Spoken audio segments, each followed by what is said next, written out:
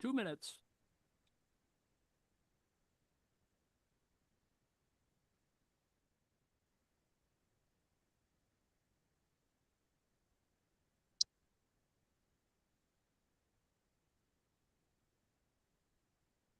When they hit it.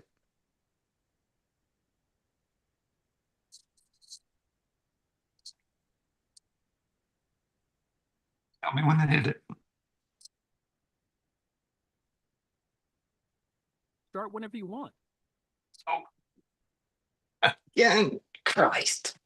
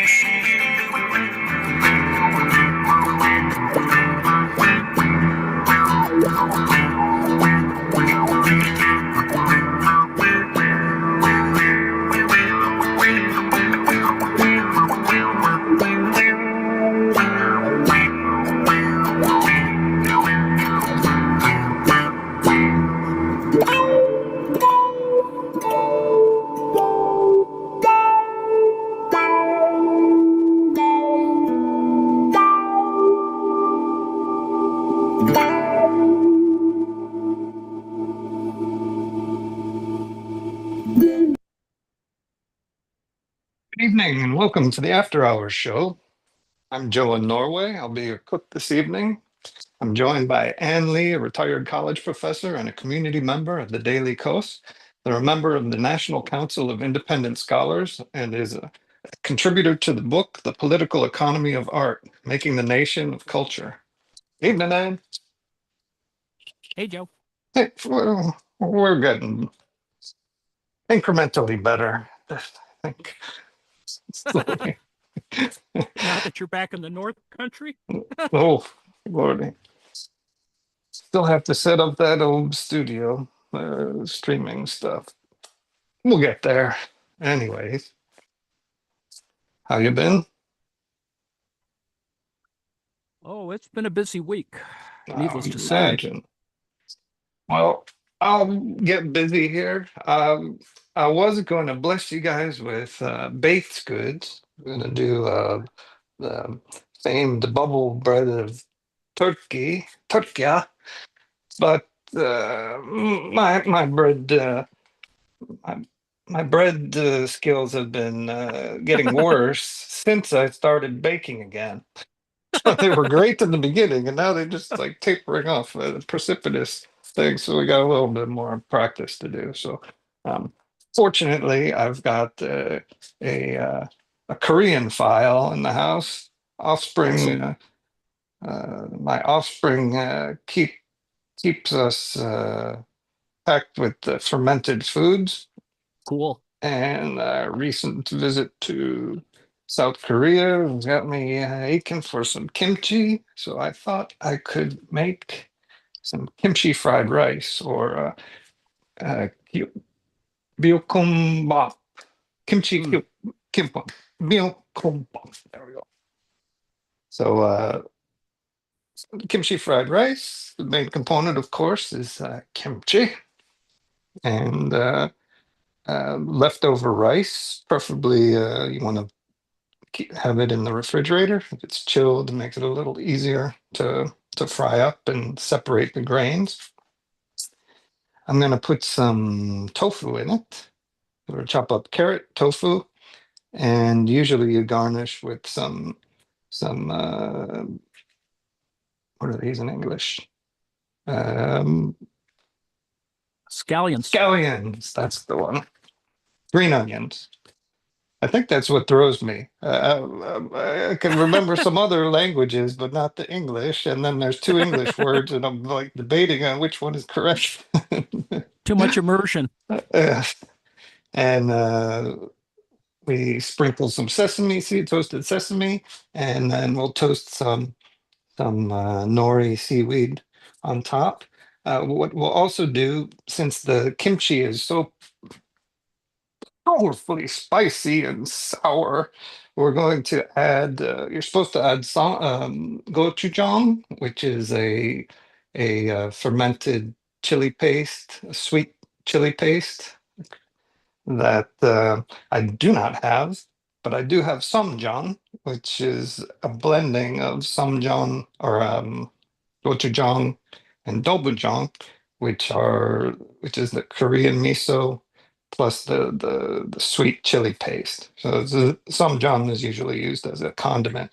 So this is sweet and savory, and the sweetness will cut the sourness of the kimchi to kind of balance it out. So that might help.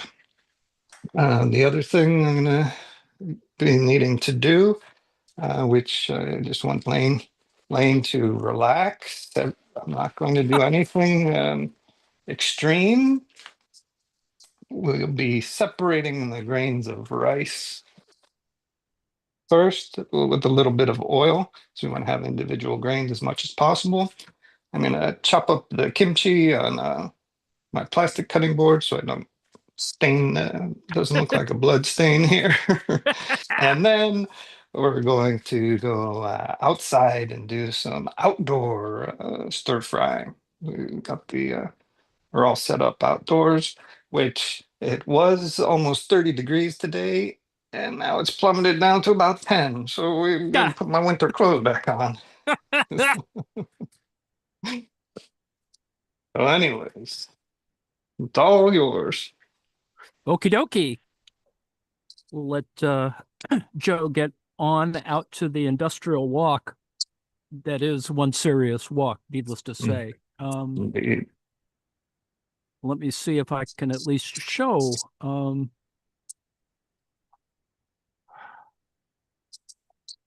what I'm going to yak about in the beginning. This is a tweet from the White House. It's just ridiculous. It is the Oh my you know, the God. MAGA of hope, MAGA justice and the American way, and Trump. So not unlike all socialist or social realism, we have the configuration of images of Superman with a new, different head on it. And in this particular case, it's Trump's head. And therefore, the kind of hyper realism that you get in certain types of totalitarian states becomes official. That is, the White House claiming that Trump is Superman. Now, the problem, of course, is that this playing with the meme or trope is problematic because a lot of people are attacking the new, this is James Gunn Superman movie as being too woke, and has all the other kinds of issues. You know, I mean, the fact is that Superman was created by, children of Jewish immigrants, and Superman is truth, justice, and the American way, and really is,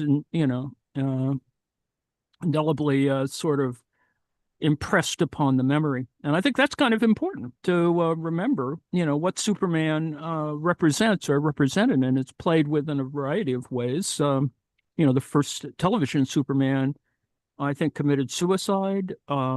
It just in terms of thinking about the media image of who plays Superman. Christopher Reeve becomes disabled. He played Superman in the kind of bigger evolution of Superman. And then, of course, you have a kind of a Trumpist like Dean Cain, who is, in fact, biracial. He's a Trumpist, so that's even more weird. And then now we have the current, whatever iteration of Superman, and without the necessary kind of juxtaposition yet so far with Batman. Of course, that is those are other issues. Bruce reminds us that Superman was murdered.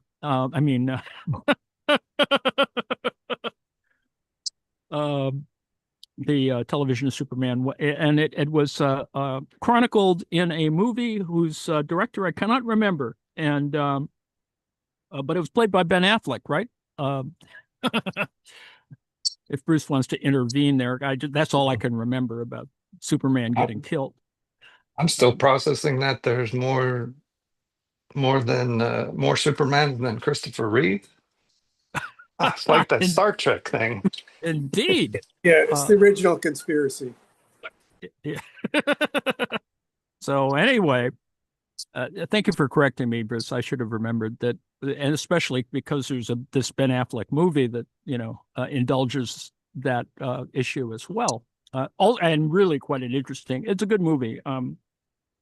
Whose name I cannot remember, but it really was a pretty interesting movie.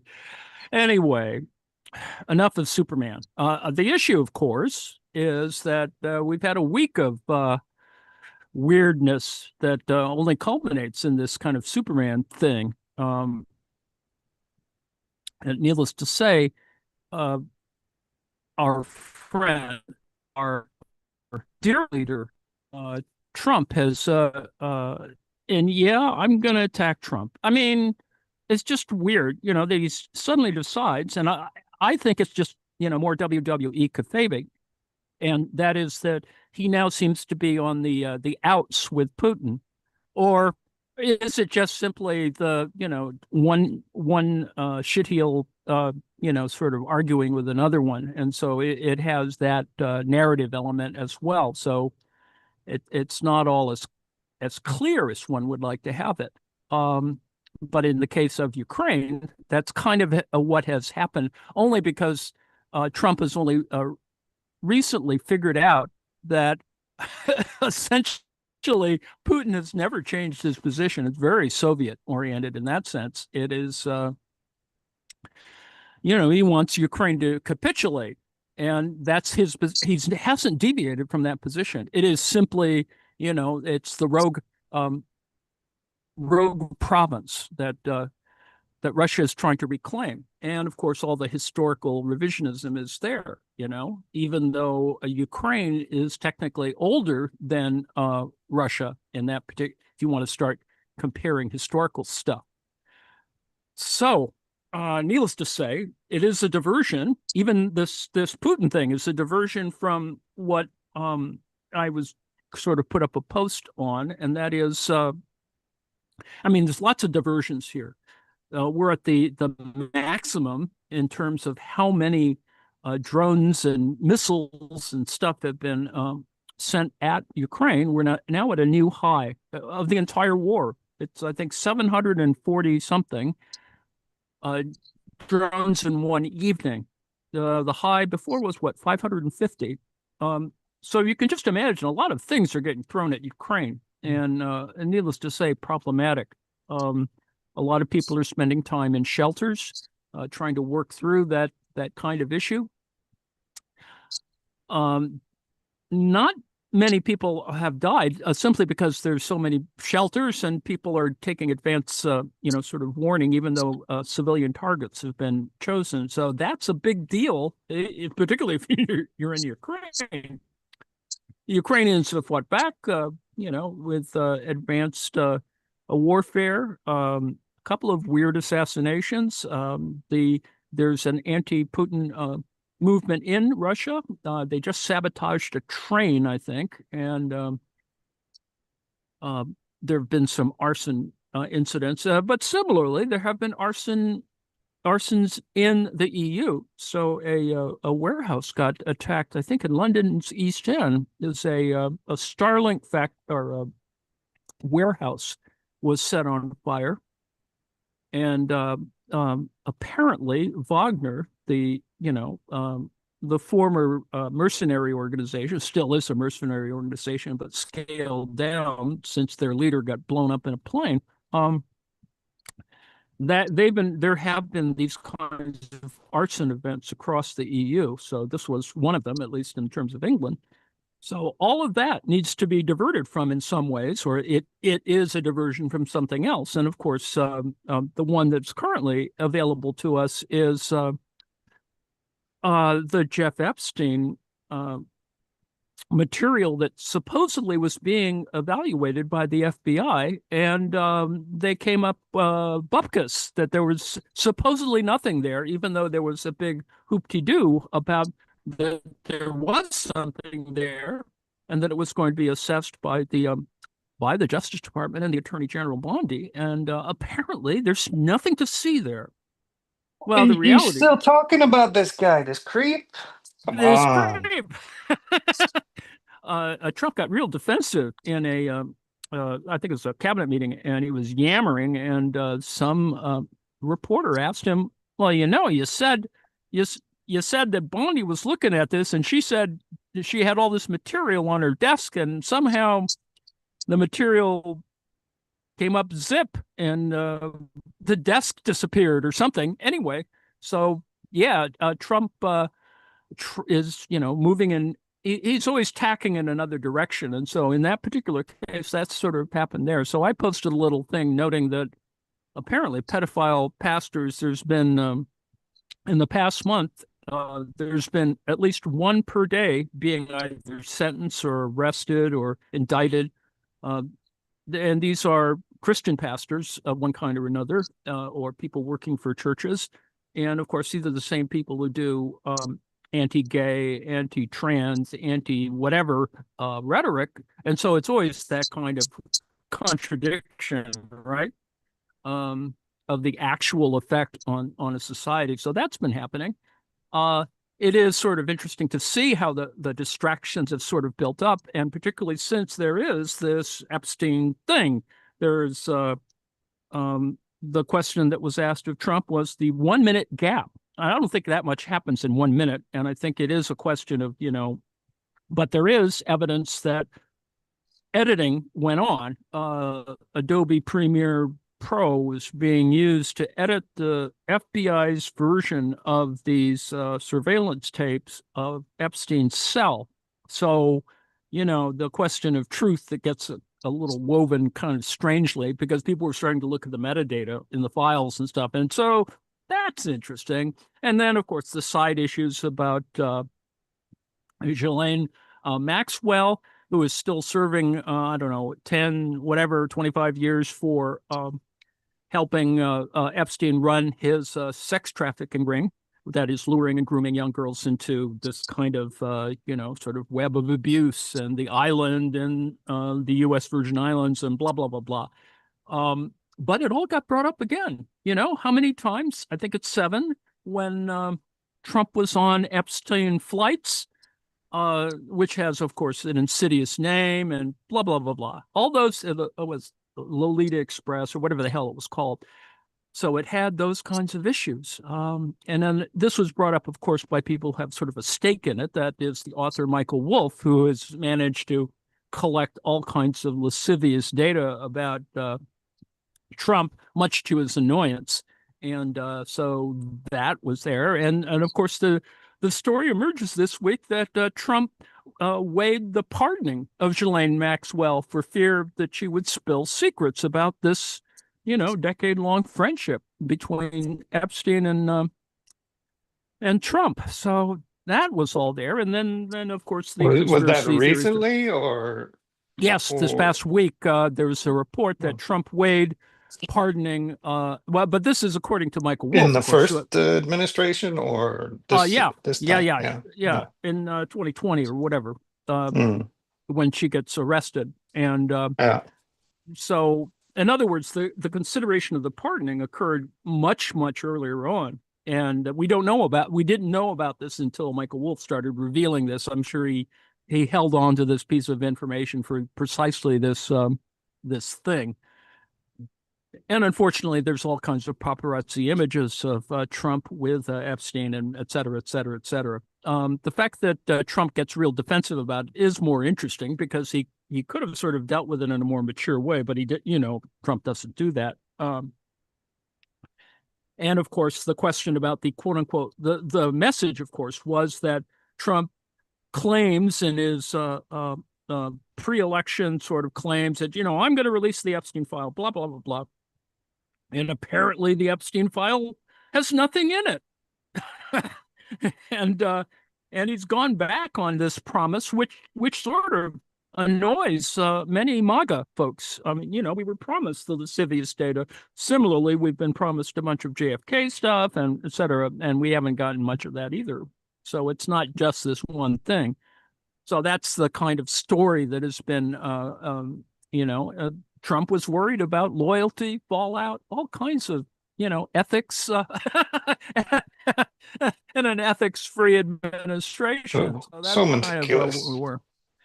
Um, but needless to say, it doesn't sit in an isolated way. It's just simply part of this, the bigger piece of one thing disinforming another thing. And there's plenty of that out there. For some reason of timing, Kimberly Guilfoyle, I think, finally had her interview session with the Senate this a couple days ago. And Kimberly Guilfoyle, if you remember, is the ex-wife of Gavin Newsom. And of course, there have been issues between Gavin and Trump. Relative to LA and the invasion and that's such a long story. We could go on all night about that, but it's pretty clear that, they're still there. And this past week, needless to say, Trump, the Justice Department at all, decided that they would do another raid on LA, and particularly a kind of a PR stunt. In other words, Operation Excalibur. I think that's what it was called, like pulling the sword from the stone, and no Monty Python jokes there. They sent the ICE folks with their armored cars and, full battle dress out to MacArthur Park, where somebody left the cake out in the rain. So they decided they would attack that in late morning a couple of days ago this week. And so you had this big to-do with mounted ICE professionals on horses prepared to, I don't know, do something, because supposedly this, like Fort Apache the Bronx, that MacArthur Park was just chock full of MS-13 folks. And so they got all this stuff out there, including aerial surveillance, the surveillance plane, not just helicopters. And so you had all of those things organized for this one event, and nobody got arrested. Nobody got seized. They just had all these guys running around and doing all these other things, and they were sort of hoping that they would have some weird confrontation, with troops and tear gas and all that sort of stuff. Nothing happened. But it was a big deal. And of course, you could see, particularly since a couple of people managed to get copies of the original planning document, which was quite amusing if you sort of see the text of it. That is, MS-13 apparently is the most insidious organization in the United States, but they don't happen to be where you need them. So it was a pretty funny event. The mayor, Karen Bass, went out there and sort of said, "This is outrageous," et cetera, et cetera. And she made a big stink, and they all went away after. So the whole event sort of lasted about an hour. That is, you had horses, aerial surveillance, armored cars, full battle gear. Nobody got arrested. And it was sort of interesting because, at least in some places, you could see people going, well, yeah, you got a lot of people there and blah, blah, blah. But the claim was, of course, in the planning documents, that MacArthur Park is the place that you go in LA to get a fake ID, to get counterfeit IDs relative to immigration. See, ultimately, it still gets back to immigration. And of course, there are people on the street who weighed in on social media saying, well, that's not where you go. In fact, if you go in there, they've rated, and that is go to swap meets or, other things, or where other places. MacArthur Park is just not that place that you go do all that stuff. Although I'm sure there's, drug stuff and other things that happen there. And yes, it is a shame. But on the other hand, LAPD should be sort of dealing with that. And in fact, LAPD sort of came with Karen Bass to sort of resist this, or at least the photo op looked that way. So that happened this week. So it And you links got to all check in on me more often. You got to give me some, oh, some air here. sorry. Just intervene, Joe. Just intervene. I've been trying to. Just Okay. speak up. Oh, you might lose me. Hold on. I gotta turn off first. Oh, I'm gonna do this to turn no Wi-Fi. Gotta go on the mobile data. Here we go. How's my Joe, if you're going to intervene, have your tech together. there we go. How's this? Yum. I'm damn hungry Okay. now. Look at that. All right. So Ready to go. what we like to do is have our mise en place. We get Indeed. Mise en when I place. stir fry, I usually have for every dish I make, I'll have a plate with all of the different vegetables or other items we'll be stir frying or cooking in the wok so that you can easily grab them one after another. And then you also remember what you're going to make, more importantly.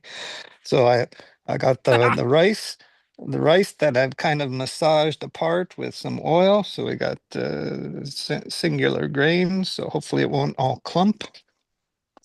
Chopped up the kimchi, chopped up some of the white of the scallions, which we'll cook with that. We're gonna fry carrot and garlic together, and then throw in the kimchi, and then the kimchi juice with the ssamanjang, which will reduce, and then we'll throw in our rice and toss until a bit crispy. Yum. Now I just have to fire up our Get that sucker trusty rolling. jet burner here, our 180,000 BTU wok burner, Boom. pressurized gas hose.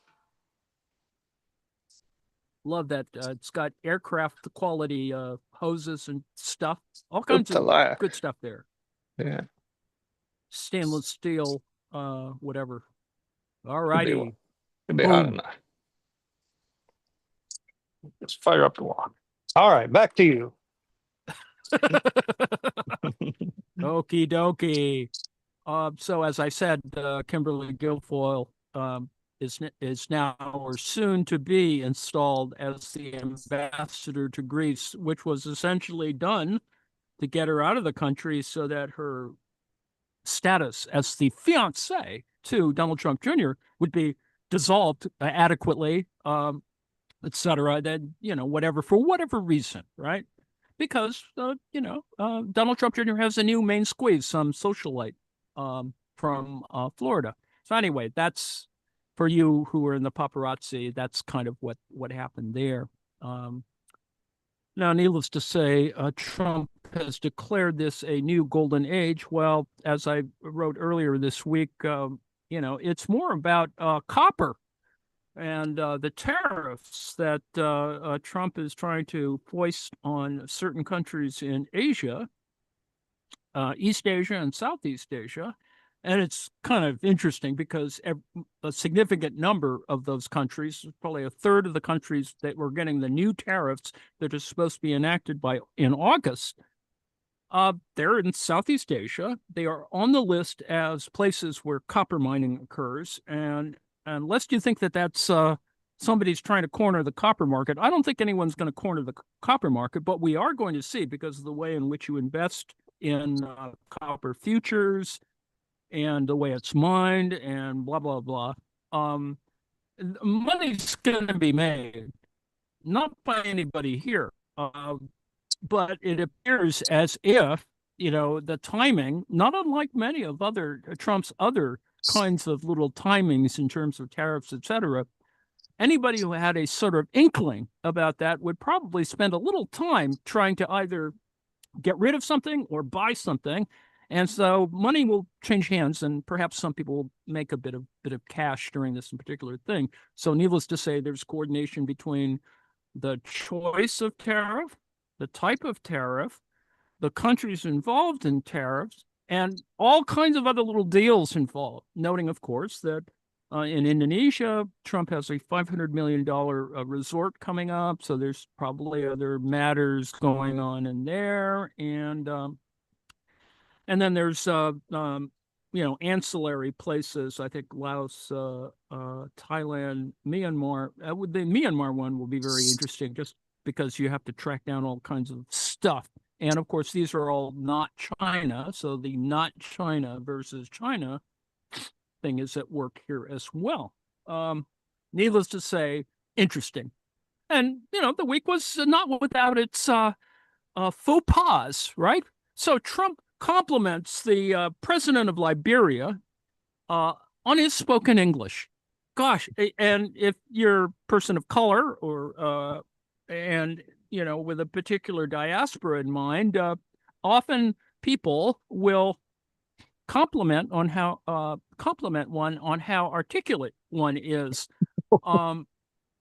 So the Liberian president, just Liberian president, and so Trump at the table says, negotiating table goes, "Gosh, you speak beautiful English." And of course, Trump doesn't do what he should have done, and that is be properly briefed, or at least even fire up the internet and know that Liberia is a country founded in a Pan-African sort of way by former slaves from the United States, and English has been always its official language.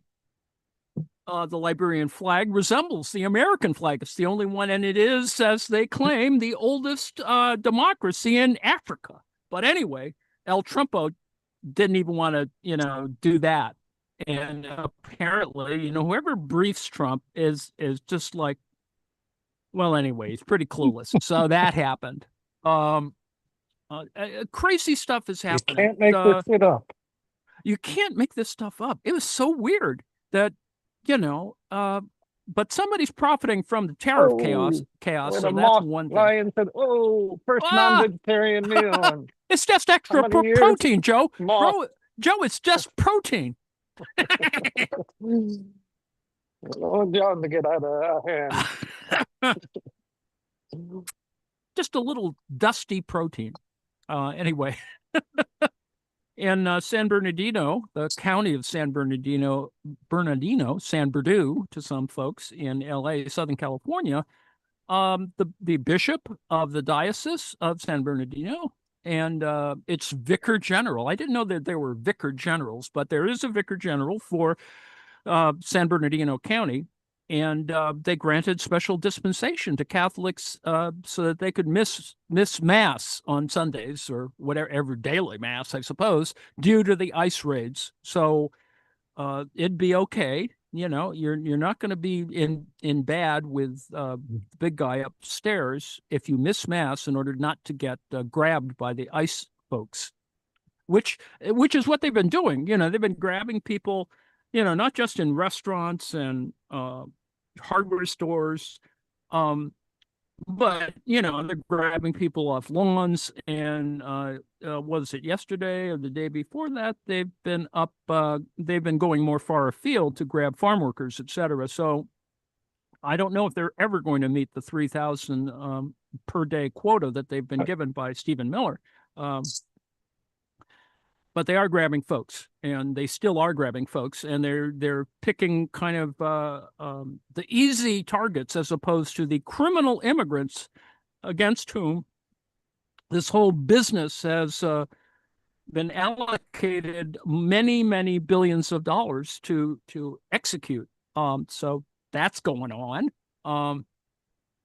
Now the copper thing has a front end, and the front end, of course, is copper tariffs on Japan, 25% in August, and South Korea. Now, I don't think it's really about copper. It's more about cars. And the front end of the tariffs are more about cars. And of course, Trump, not being very smart, is talking about, well, the Japanese don't buy enough cars from us. Well, I think that if you have a large American pickup truck, you're going to have real trouble driving around in Japan because the damn things are so wide that it's not going to go anywhere. I mean, it's sort of interesting and amusing and probably makes a funny kind of a commentary when you do, Fast and Furious movies or whatever. But the reality is, I don't think, Japanese, unless you've got a lot of cash, are going to go buy huge American automobiles to try and fit on Japanese streets, for example. So that's the thing. Similar for obviously for South Korea and its cars. Um, it's just the usual idiocy. And then, of course, the background to that is the electric vehicle issue that, Trump is insistent on taking away the subsidies for those things. And, of course, trying to force people back into fossil fuel burning vehicles, even though, it's pretty clear that, that ship has sailed. There's going to be electric vehicles pretty much as the standard, and trying to get us back into burning more fossil fuel is just a short-term profit cash grab for various donors. The same people are getting the deals from the administration. Gosh, I'm hungry. I think I want kimchi rice now. Anyway, yes. It looks like it's evaporated enough. It's not mushy. I added the soy sauce around the edge, and then we tossed it on the flame so you can get some of that wok and that little smoky flavor, classic flavor. Just putting on the finishing touches. Oh, one more. Oh, we got the white sugar of umami, a little bit of MSG. There. Yeah. Apologies, James. Run risk with blood pressure. No cakes out in the rain, although moths may be part of this. Anyway, so yes, it's been a busy week. Precision strikes at Southern California businesses to try and scoop up people off the street. And there have been always the bad examples, right? They've been scooping up citizens. They've been scooping up people with disabilities. At least one person has died in ICE custody from some of this raiding business. And of course, the embarrassing coverage of social media, people seeing, you're in a place of business. It's not a factory or whatever, but just a sort of professional managerial class business. And the ICE people come in and take somebody out of your office. It's now beginning to affect, there's a class difference that's coming along here about people, not just politicians, or people sort of wandering the streets, but actually sort of entering on kind of, as it were, professional managerial class areas, people getting nabbed by the ICE folks. So this is, it's an interesting time. Speaking of class, I'm going to try to do a classy move here. I'm a bit rusty. We've got our serving dish. All right. Get myself. You're going to flip that into there? Well, we'll try. All righty.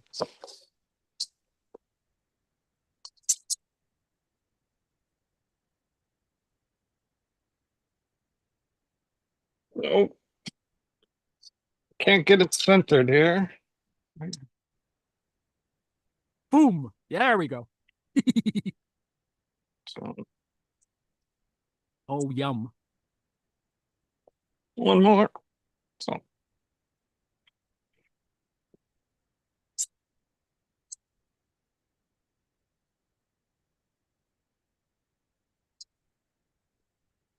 And let's see, we've got some toasted nori here. Oh, yum. Might need to toast it a bit more. Got a little moist. I don't have anything to hold it with though, so I gotta not burn my hand here.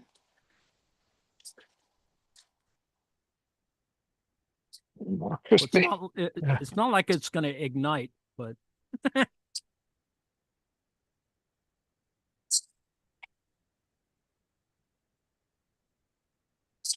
oh, yum.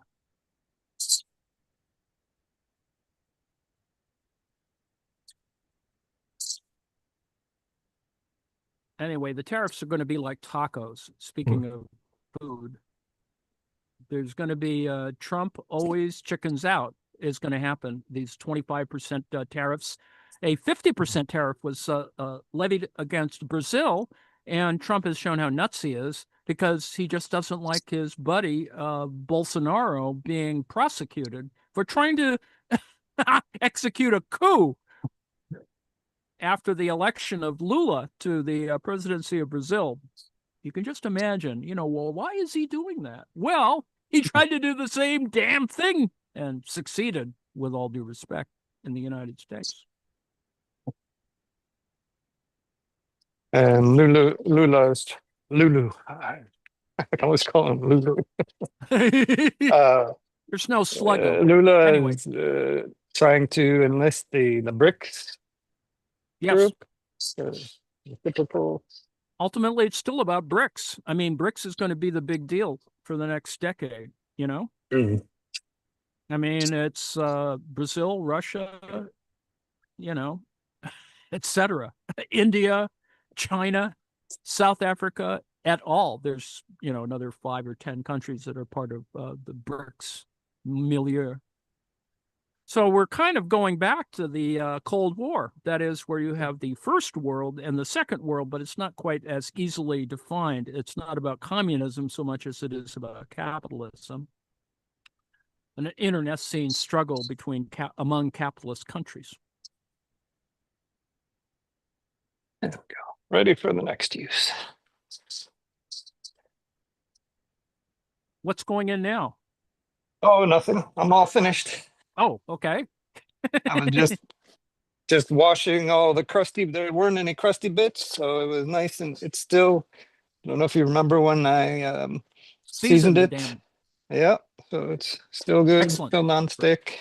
Ready to go. Go back inside while it's still hot.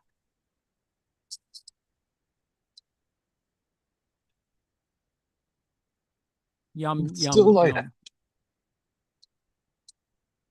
So needless to say, the big, beautiful budget has dominated the news this past week. ICE is now the third largest military on the entire planet because of the size of its budget. And this is meant to add more ICE agents, building more prisons. This is part of, or converting existing prisons. And there's money being made here from the private prison sector, which got incredibly reinvigorated under Trump. It was on the way out at the end of the Obama administration, and similarly for the Biden administration, but that happened too. And of course, I haven't even mentioned the horrible nature of American infrastructure with the attempt to get rid of FEMA just at the same time where there were not enough warning sirens for a town in Texas Hill Country that essentially got flooded in a horrible way. I mean, the flood went through it at about 20 feet plus height. And needless to say, over 100 people have died. 100 some odd people are still missing. So they're still, it's search and whatever and recover now. And all the horrible descriptions about children being found in trees and et cetera. It's quite an awful thing. And fingers are getting pointed everywhere. And Texas, of course, wants to opt out of the blame, even though they rejected the requests for funding for these warning sirens 3 times in the past decade. And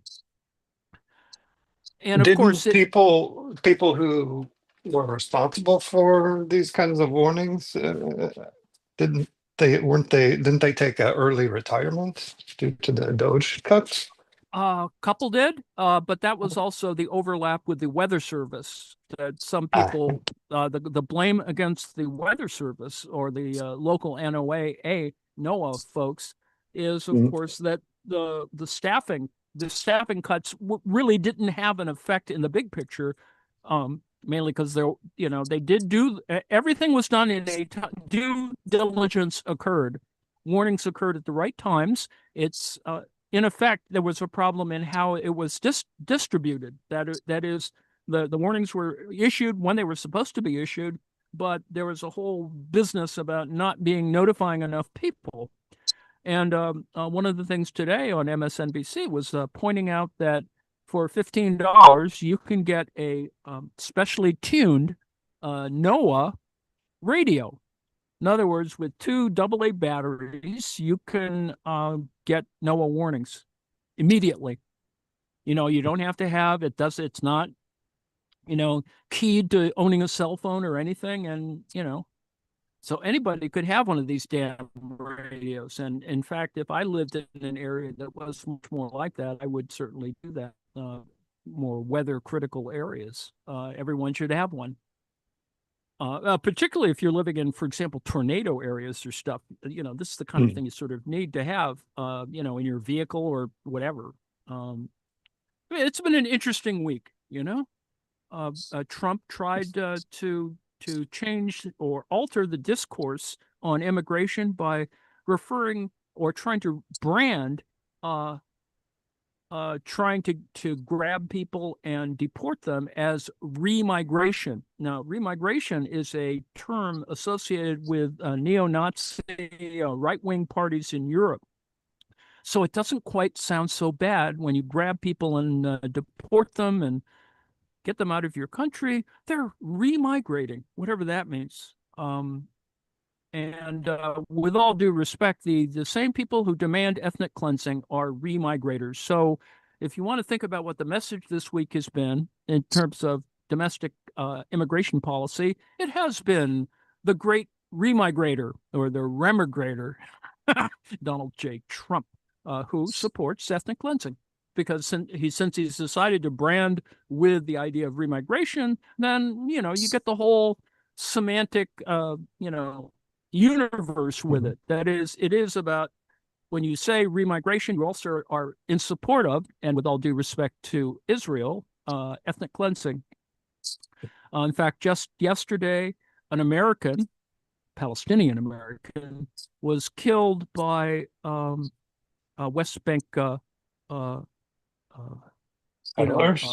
yes. And so an American has been killed in terms of the territories. And so that's another thing. And then again, Trump began the week, I think, talking about that he'd never seen a wind farm in China, asserting, of course, that they had no wind farms, when in fact it is the 40% of all wind farms are Chinese. So, it's just dude's unhinged. He is like Superman, defying gravity, defying reality. Oh yes, exactly.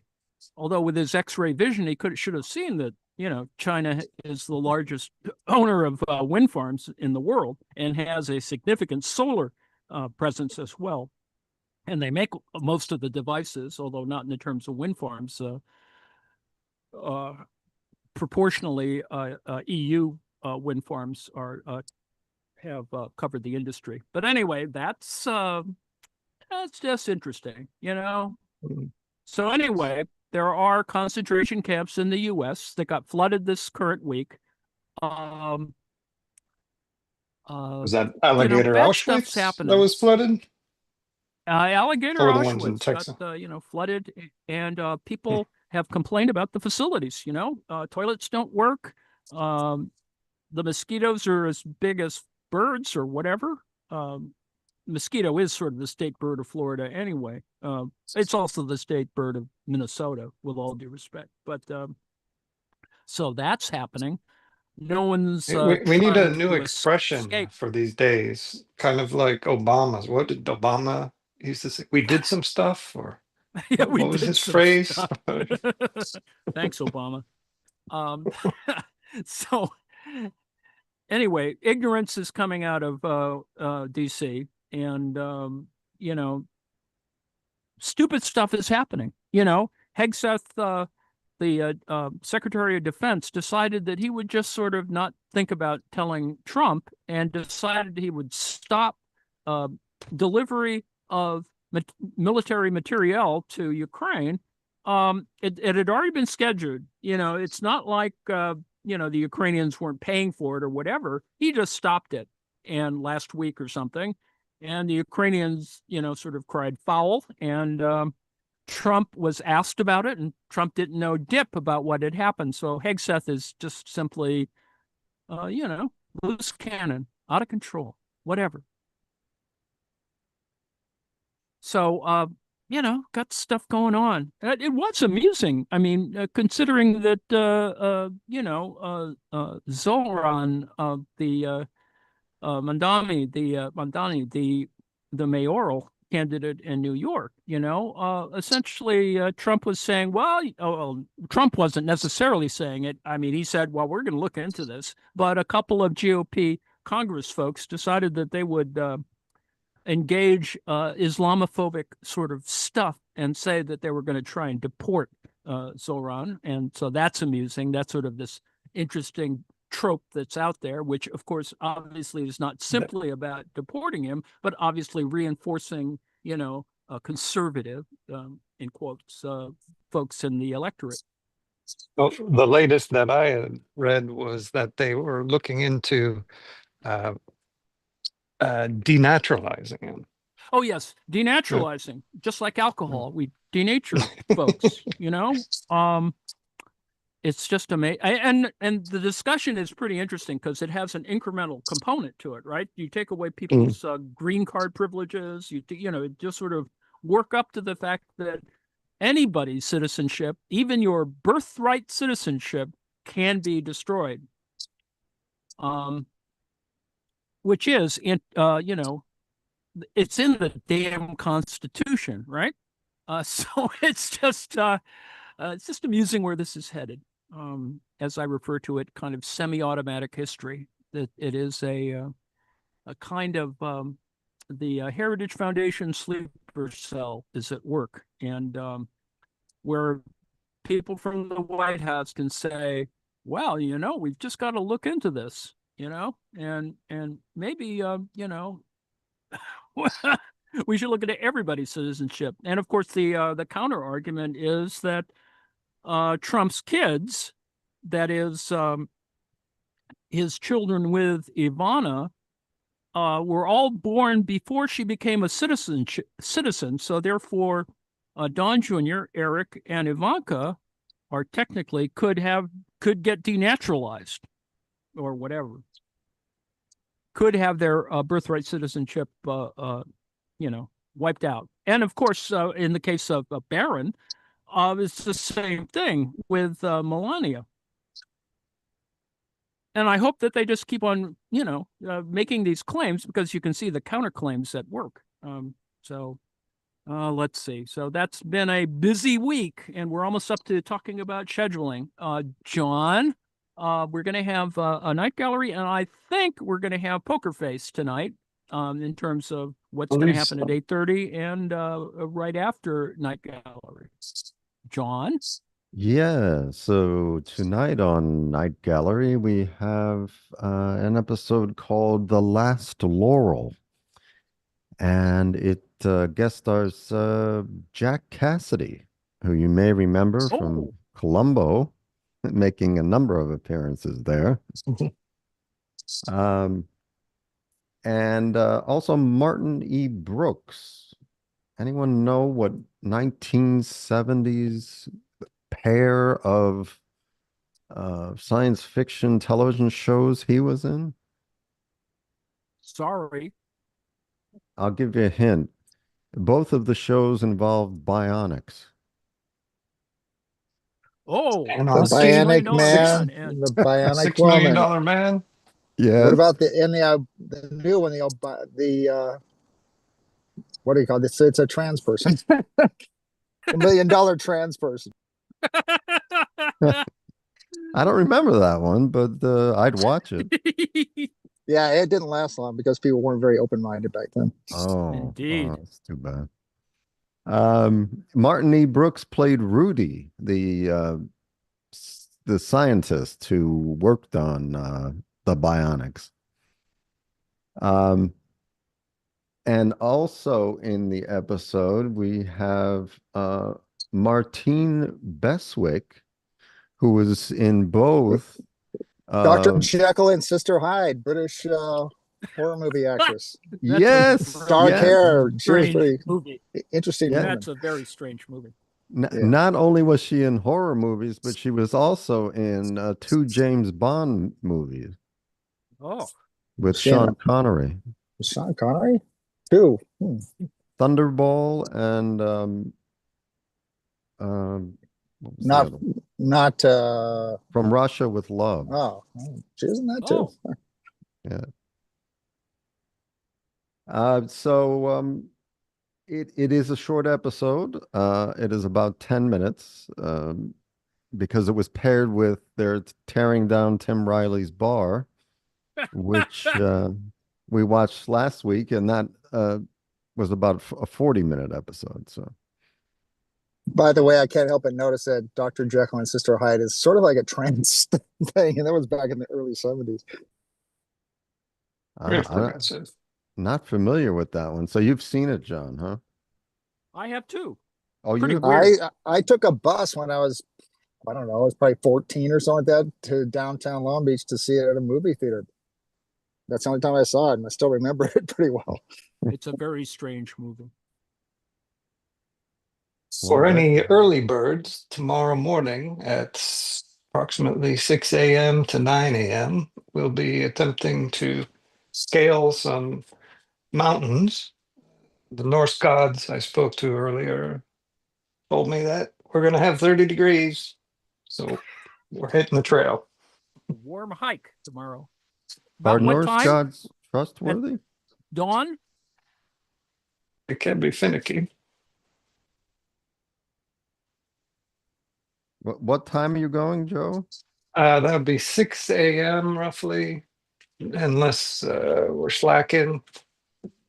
We'll be out all afternoon. So All righty. minus 6 hours. So, and we'll be out probably Saturday and Sunday morning. So any Cool. early birds can pop on the Zoom. I'll send a message to Discord. Yes. So the autonomouscollective.net, come in and join us. Speaking of which, on Saturday and Sunday, there will be, of course, weekly marks at 2 p.m. Eastern Time. And Susanna is on hiatus for the summer. So therefore, we're not quite sure what we have on Saturday evening. There may be something on Saturday evening. I don't know if Travis is here to talk about Poker Face, which we're going to watch after Night Gallery tonight. No, he isn't. So, but we are going to see an episode of that, which some of us are incredibly excited about. And on Sunday, John, if you want to tell us about Star Trek, The Next Generation episode that we're going to see. Yes, it at, is called 4 o'clock Eastern Time. That's right. 4 o'clock Eastern Time Sunday, we'll be watching an episode called Contagion. And if you translate that into French, it's pronounced El Dauphin.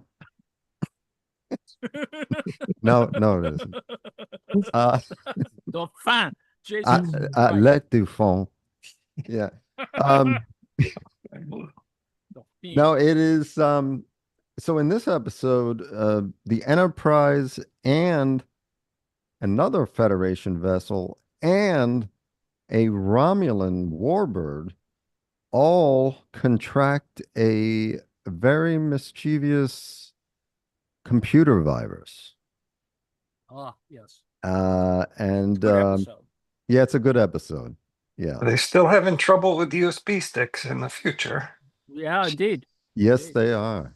Well, this was the most unusual USB stick, I have to say.